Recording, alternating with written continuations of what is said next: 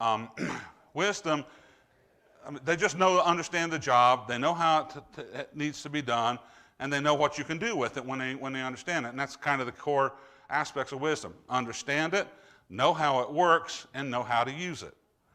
That's a big term, and you probably can't have wisdom in all areas of our life, but we can attain it to some degree in several different areas.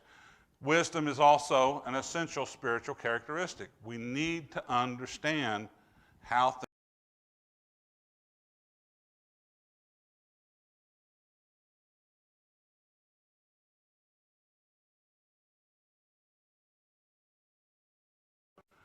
He's taking an approach that's based upon wisdom. Why do you ask God for wisdom? Because that's the process. It works, and we understand it. And so that's, the kind of thing that he's leaning at here, and he's going to lean on this at other places in the letter as well. So the bottom line, every Christian needs wisdom. Source of wisdom is God. The method for obtaining wisdom is prayer. And so now he addresses the idea of how does God give? God gives wisdom generously or liberally, it says in the King James word. And this Greek word translated liberally can mean abundantly or without strings attached or conditions, or both.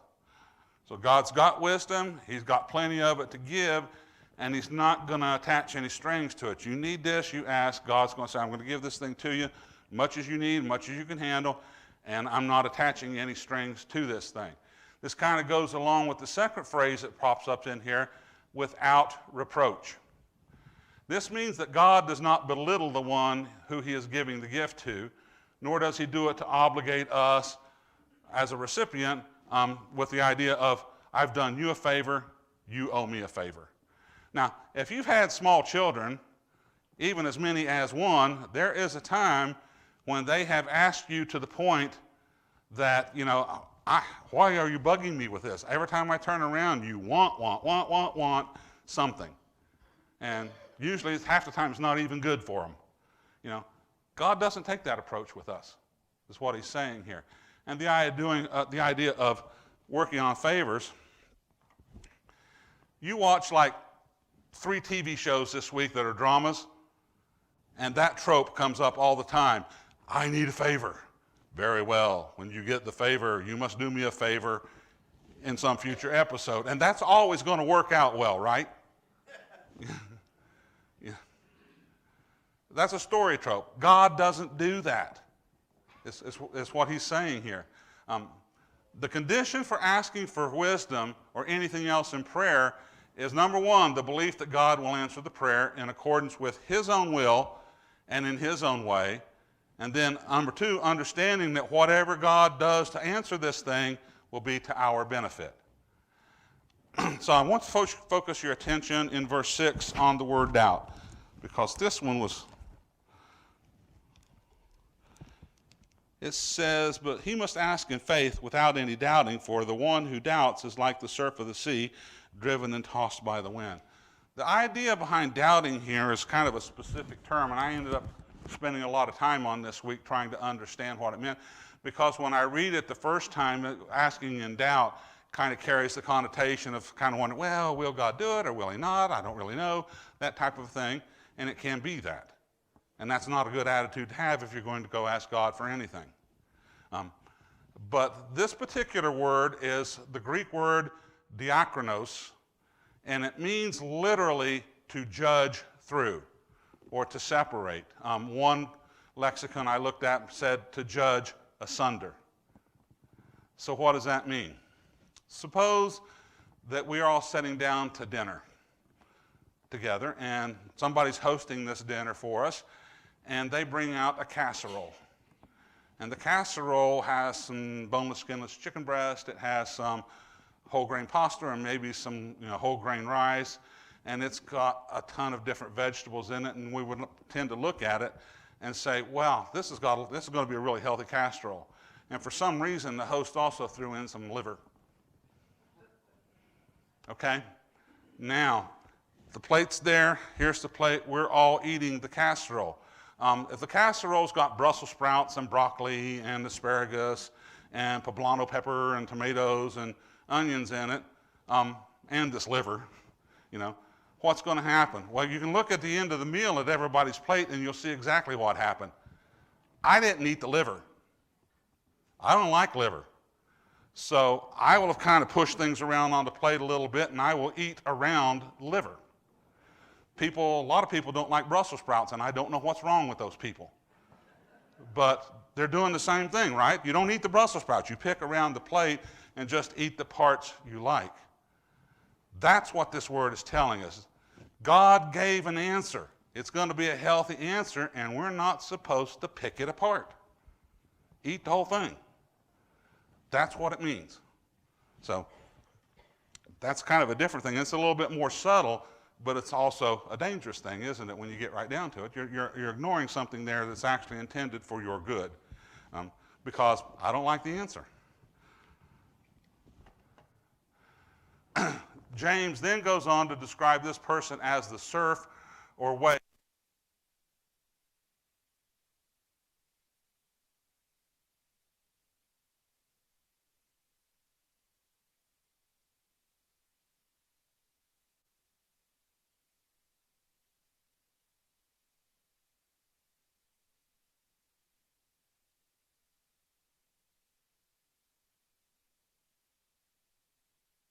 Tells it to go. And what happens when the wind gets stronger? The waves get bigger. So if that low pressure system or high pressure system out in the, that's low, isn't it? Yeah. Out in the ocean is a hurricane, what's that wave going to look like? And we're talking storm surge, right? You know, we're talking about if you have a house on the coast, you may have had a house on the coast type of a storm surge. And the water doesn't care, does it? It just, what direction is the wind going? That's the direction I'm going to go. I will be as big as the waves tell me to be. That's what James is talking about here. If we're reacting that way, we're letting the circumstance dictate our response, not our faith. And if it's a big wind, we're going to go that way with it. And if it's not, I don't know what we're going to do. Any questions or comments, Tim? So when he says that we should ask in faith without doubting, I used to think that meant that I would ask for whatever circumstance I was in that I wanted out of quickly, that God would get me out of it quickly. And we learned last week that's not necessarily the case. We're supposed to stay under it. We're supposed to grab onto it because we know it produces endurance. So when we ask in faith without doubting, I think, and I'm asking you this question, does that mean that we are to ask for wisdom and we don't have any doubt that God is going to give us the wisdom and the ability to get through this thing? He may not take it away. But the doubt is, I think a lot of times for me it's is God going to take this thing away? Is he going to get me out from under this thing quickly so I don't have to bear it? Because I don't like it. Yeah, that's kind of, yeah, and that is, but what you're talking about there, I think, is more like picking at the answer. You know, it's not necessarily, I think God's going to give me the wisdom, but I kind of had this, this 6-step process I want to go through here that means I'm going to get through this thing tomorrow. Yeah, we all kind of feel that way at times like that. This is really painful, and I would really like to get out from under it like yesterday type of a thing. But that's not part of the process, and so we have to learn to endure. So the faith that we have and the non-doubt that we have should be that God is going to give us this wisdom. And that wisdom equates to this is possibly why you're in this, or that over and above everything else, I trust in God to see to my welfare, and He has my best interest at heart. And so whatever this thing turns out to be and however long it lasts and whatever, I have the trust to believe that God is looking out for me. Yeah, that's exactly what the point that James is making here. I mean, asking for wisdom, let's be honest about it. That's a big ask, isn't it? Yeah. And so the answer might be a big answer. Or the answer might be, I'm going to take you down a path that's completely unexpected because that's what's necessary to give you what you're asking for. That's a good question, good comment. Any others? I just know that in my own life, whenever I've asked for wisdom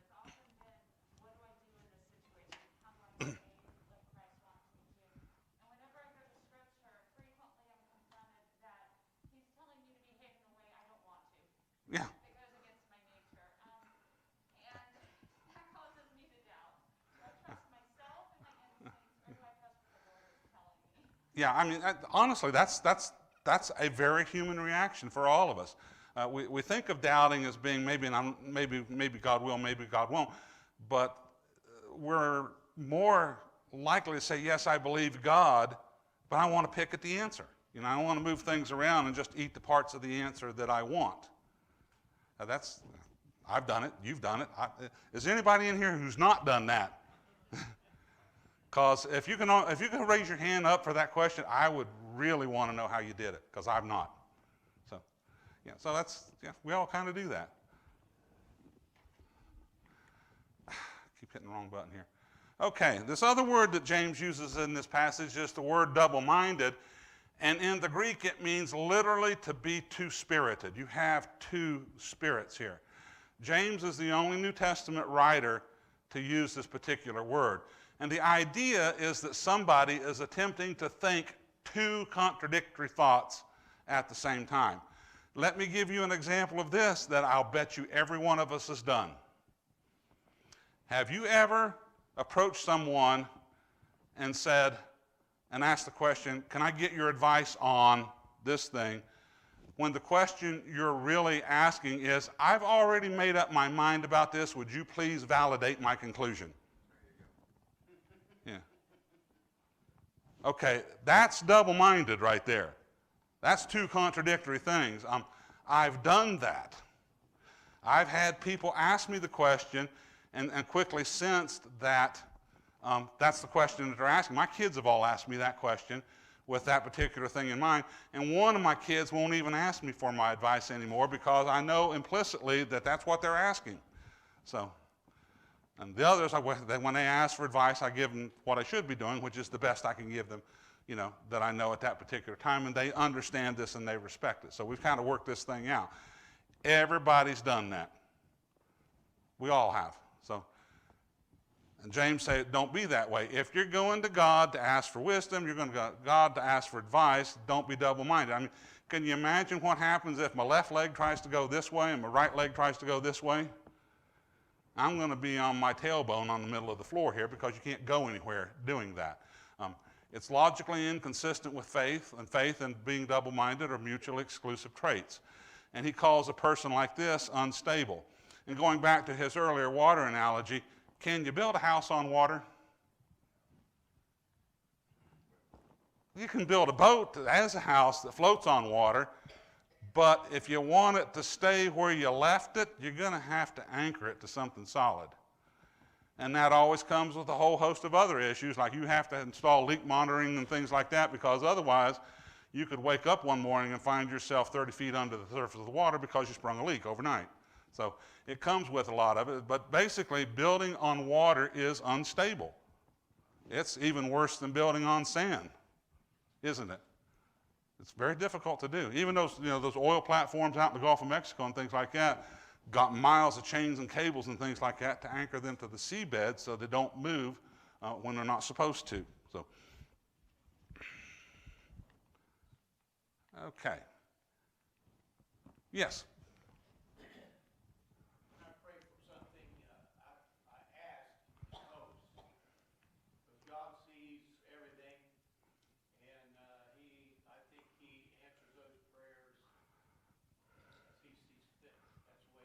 Yeah. And that's exactly the way that we should look at it. You know, we do have a responsibility to recognize when we have a need for something, don't we? But, and then ask. But I think we can demand, I expect this, God. I'm going to pray and I expect that you can't demand or expect God to do anything. Well, you have to trust in Him to answer the question that's the right way for you and your situation. Might not be the same as what I would get asking that same question, but I'm not you and I'm not in your situation. So, okay, we're not working up here, guys. So, there we go. So, interpretation. Wisdom is an essential characteristic that we all need. We actually need this in our day-to-day lives and like managing our households. We need this professionally. If we're trying to make a living, we kind of have to understand the job we're going to do. We need it spiritually. We need it in our relationships. It's an essential characteristic. Wisdom comes from God. We should ask him to give it to us. God will give it abundantly and without belittling us for asking. But we also must ask without doubt. We don't get to pick and choose the parts of the answer that we like. And asking without faith is to be unstable or driven by the winds. You're going to go some other direction, but it's not necessarily the direction that you intended or wanted.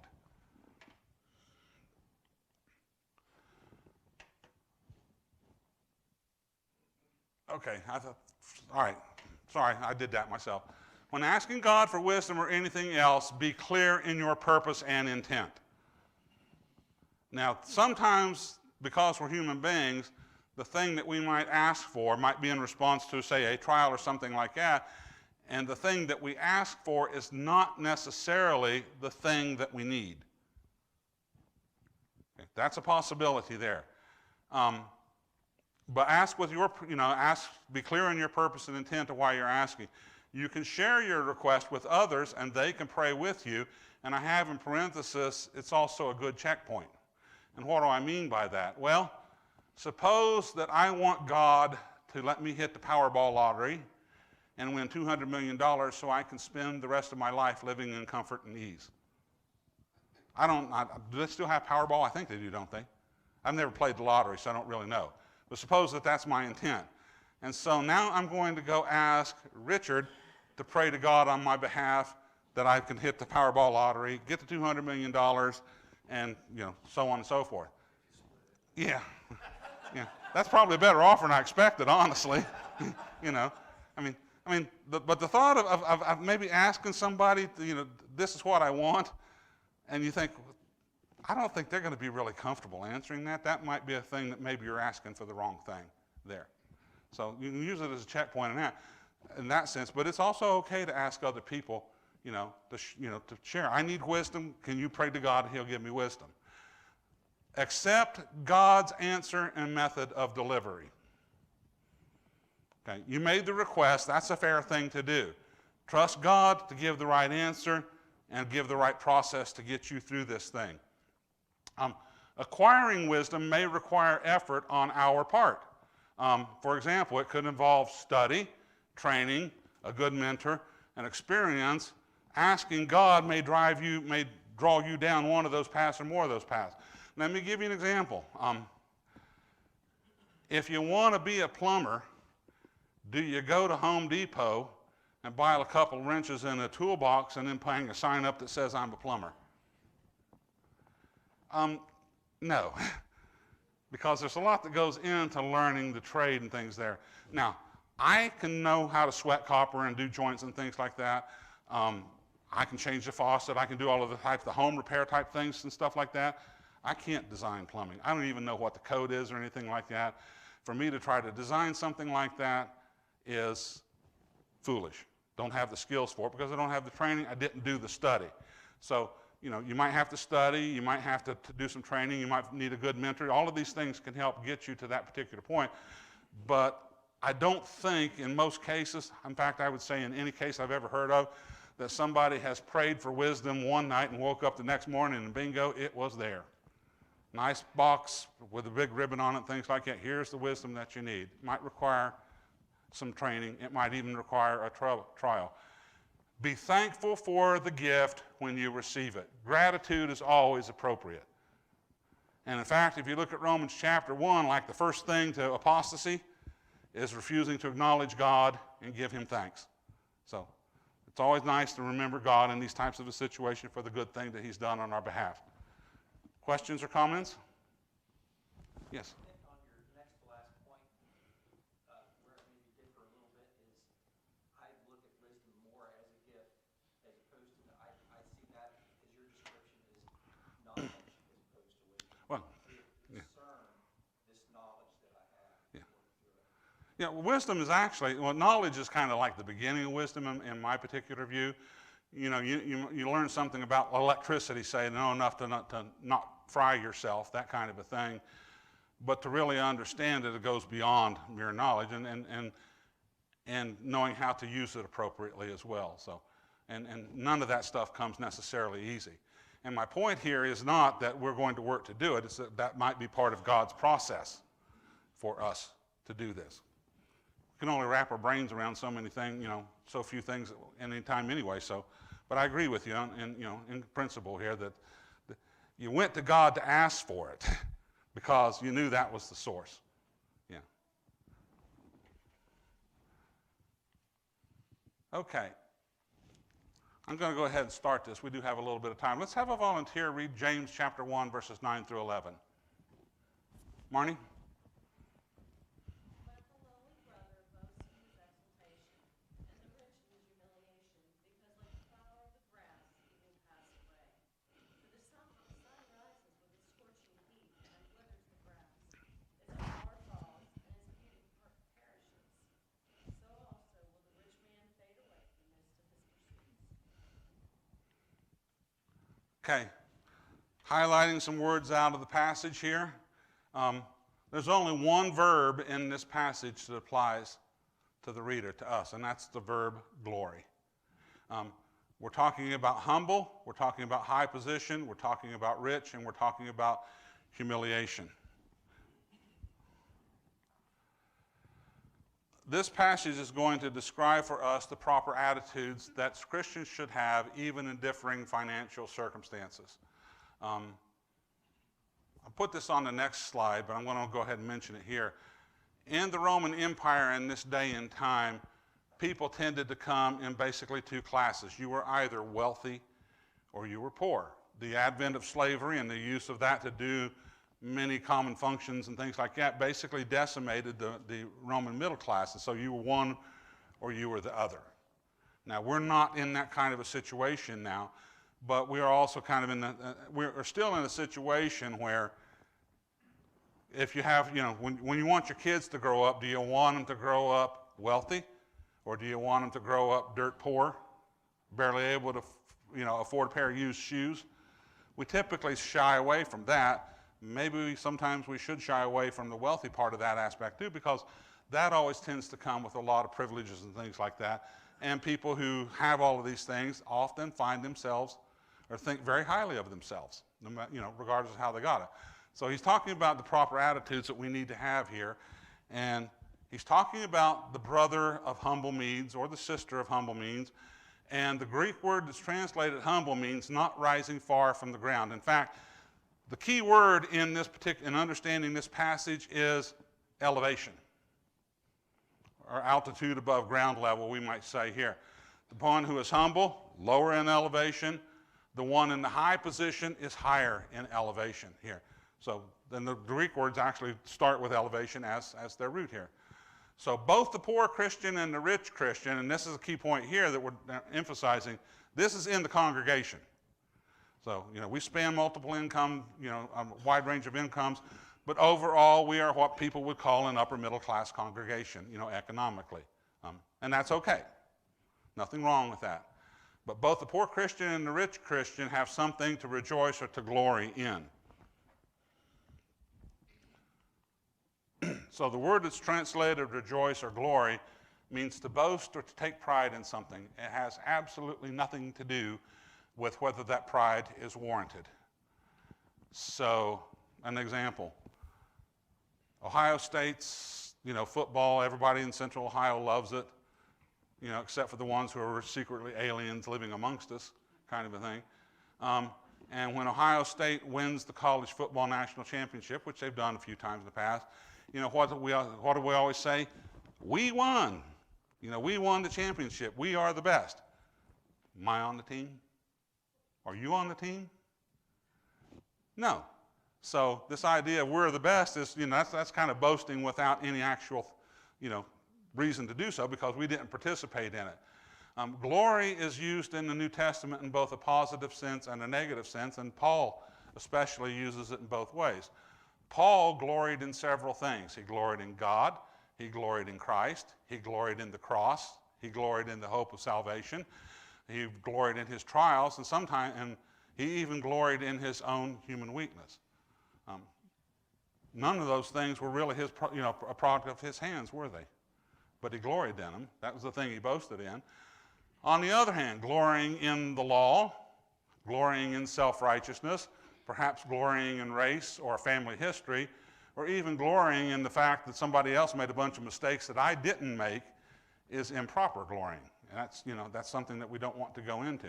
Either way, it has nothing to do with whether you earned it or you didn't earn it. It's what you're glorying in. And so, poor men glory in their elevation, rich men glory in their humility. So both the poor and the rich Christian have something to glory in, and the reason for glorying is opposite. One is being lifted up, and the other is being lowered. Luke 14:11, for everyone who exalts himself shall be humbled, and he who humbles himself shall be exalted. And the idea of being made lower, humiliation, is really an understanding of one's proper position. Now, a lot of people try to interpret, being humble as I'm basically worthless. I don't do anything right. Nobody likes me. I failed at all of my relationships. I failed at 16 jobs. I'm just a horrible human being. And no. That's not what this is about. It's just simply recognizing your proper position. Or you may be powerful and wealthy in this life. Comes with a lot of perks. A lot of people want that. But you serve a God who far exceeds your power and wealth. So an example of this. If we all stood up, we're all different heights, are we not? And down here at earth level, 6 inches is a big difference. 6 inches is whether you're seeing me here or what have you, kind of a thing, and that's the same for me on you. When I was a freshman in college at New Mexico State University, the center on our basketball team was a 7-foot 2-inch guy named Tree Rollins. Tree was not his given name; it was his nickname. I hope. I actually ran into Tree Rollins once. I come up to about here on this guy. That was kind of an oddly uncomfortable feeling because I wasn't really used to that. But, he was, foot higher than me. So everybody deals with that kind of a thing. Now, this is an essential difference here, and we might all be kind of wondering about it. Suppose you're in a helicopter or an airplane 500 foot above ground level. Yeah, or 1,000 foot. I can't put you at 35,000 foot because you can't see people at all from that level, that altitude. But from 500 foot, 1,000 foot, how big a difference is 6 inches? It's pretty minuscule, isn't it? That's God's view. And that's what God sees. We're all pretty much the same, and so these mental efforts that we're doing to make myself better than yourself and all of these kind of things, they're really not worth anything because God sees at a different elevation than we do. And he's got a way, whatever it is that you've got, he's got a whole lot more of it than you do or I do. So, the social gap between the rich and the poor has always had the potential to have a negative impact in the church. So James is telling us to look at this correctly. How many of you are familiar with the phrase that shows up in drama, follow the money? That kind of happens in congregations too, or it can happen in congregations. If somebody's a very wealthy member of the congregation and tends to contribute a lot to the congregation, there's kind of a natural desire, let's not hack those people off. Because if they, get mad at this congregation and go down the road, we're going to lose a source of income. But that's not really the correct way to do it. If it's the gospel and they need to hear it and it offends them, that's a different kind of a problem, isn't it? So, now don't go out, don't set out and say, who's the wealthiest person in the congregation? Let's go hack them off. That's not saying doing that either. But it can have an impact on people because I think we're almost wired to respect this, social positioning or anything like that. Doesn't make it right or wrong, but we do it. Proverbs 22 and verse 2, the rich and the poor have a common bond. The Lord is maker of them all. That's the thing that matters right there. The Lord is the maker of them all. From his elevation, the things that we're finding significant really aren't very significant at all. So the illustration in verse 11 is of the rising sun and the warming of the land. A hot sun with no water will wither plants and drain them of life. Do you know what's causing the forest fires out west? There are really two factors in here. Number one, we didn't manage them properly. And number two, they're in the middle of a drought. Pine trees are notoriously easy to catch on fire when they've been without water for a couple, 3 years. And that's true anywhere. Arid and desert lands are prone to drought, and when you have drought, they can burn. And they can burn very, very quickly. Wealth can also evaporate just as quickly. The stock market crash in 1929, in a matter of days, many who were wealthy and at the very top of the pinnacle from a human point of view suddenly found themselves broke. And unfortunately, suicide was a common response at that particular time. I've lost everything. My life isn't worth living. I'm nothing. Let's end it, type of a thing. Questions or comments? Tim? Back to Wednesday night, just a second. Which is easier, for the rich man to bring himself down in glory in Christ, or for the poor man to glory in Christ? That's a really good question. I think it might depend on the individual in that case. I mean, a person. That was going to be my point. Yeah. That it's an individual thing. Yeah. And I believe that's why God blesses certain people with riches, Mm-hmm. and others he does not. Yeah. It wasn't helpful for some people. It wouldn't be helpful. Yeah. That's a good point. All right. Mentioned this already. Let's get to this slide here. The only verb in this particular passage that applies to the reader is glory, and we are all going to glory in something. This is a human thing to do. Find something to be proud of. Sometimes it's glory in my accomplishments, sometimes it's glory in the group's accomplishments, and sometimes it's even glory in somebody else's accomplishments altogether. We tend to glory in temporal things such as wealth, fame, physical beauty, reputation, or career success. Do you know that no major product has ever contacted me about being their spokesperson? Why? Yeah, I don't understand that. Could it be that I don't have the wealth, the fame, and certainly not the physical beauty or the reputation or career success that you want to have associated with your brand? Probably pretty good likelihood we hit the nail on the head with that. And sometimes we tend to feel inadequate when we lack those things. I mean, we're all judging everybody else, and everybody else is judging us on these particular characteristics. And, somebody said, I don't remember who it was, the one who dies with the most toys wins, kind of a thing. That's not really a good way to go out, just in case you were kind of wondering about it. But we must learn to see ourselves as God sees us. We're created in His image. We have value, and we're going to be His joy if we follow the way He wants us to go. Any final closing thoughts or comments? I meant to ask this question before class, and I forgot. How many of you read the book of James to yourself this week? Yeah, I didn't. You weren't here last week when I mentioned that. I was supposed to ask it the first week, and I forgot. So, yeah. All right. So do it again. If you haven't done it, do it. Read the book of James out loud to yourself next week. Try to do it twice. All right. That's it. We're done. Thank you for your time and attention.